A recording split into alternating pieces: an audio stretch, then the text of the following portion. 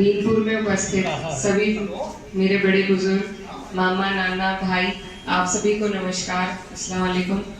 आज आपके बीच हम चुनाव के लिए आए हैं, चुनाव के लिए वोट की अपील करने के लिए। और चुनाव बहुत महत्वपूर्ण है, जैसा कि आप लोग सब जानते हैं कि ये चुनाव सीधी सीधी देश की राजनीति पर प्रभाव डालता है।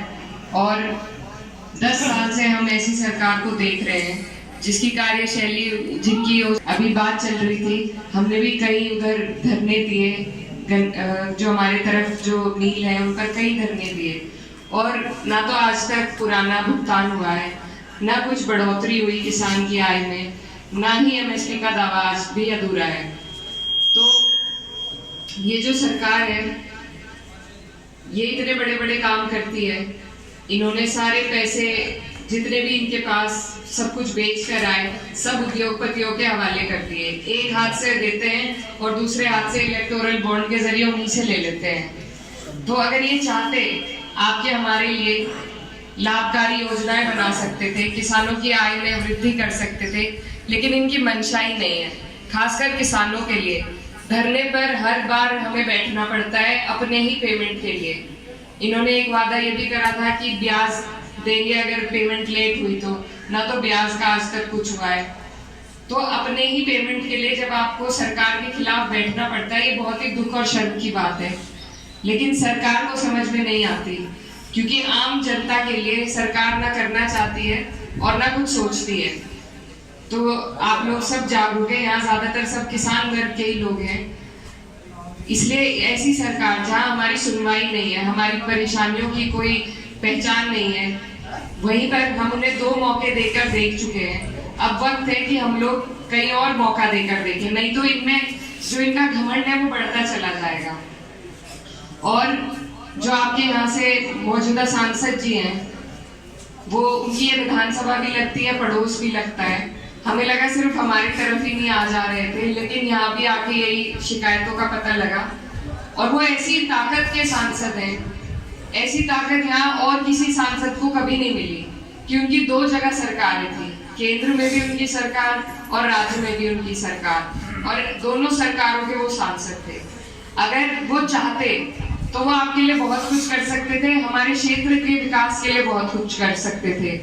जो बड़ी योजना हमारे क्षेत्र को आज तक नहीं मिली, शायद उनके माध्यम से मिल सकती थी अगर वो प्रयास करते, लेकिन ये भी नहीं हो पाया। और एक सांसद वैसे भी अपने आप में छोटी ताकत नहीं होता, और सत्ता का सांसद तो बहुत बड़ी चीज है।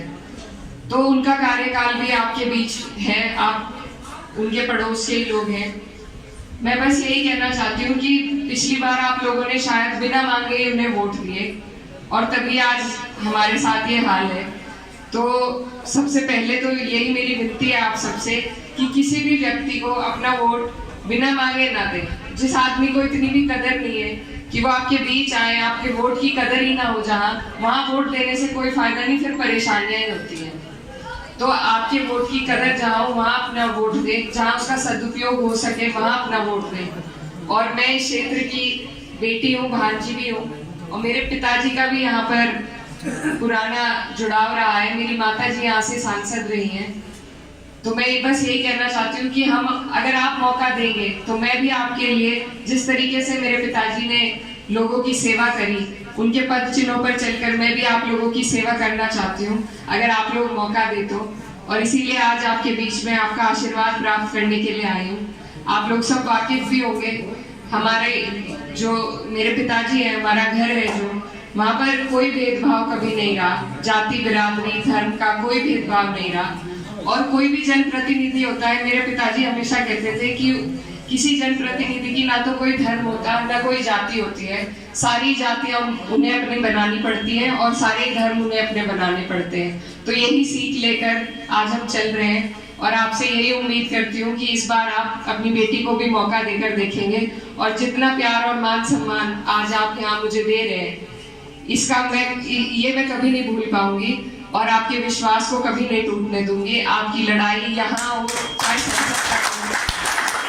उसे पूरी मजबूती से लड़ने का काम करूंगी। तो बस आपका सभी का बड़ों का आशीर्वाद चाहिए। बहुत बहुत धन्यवाद।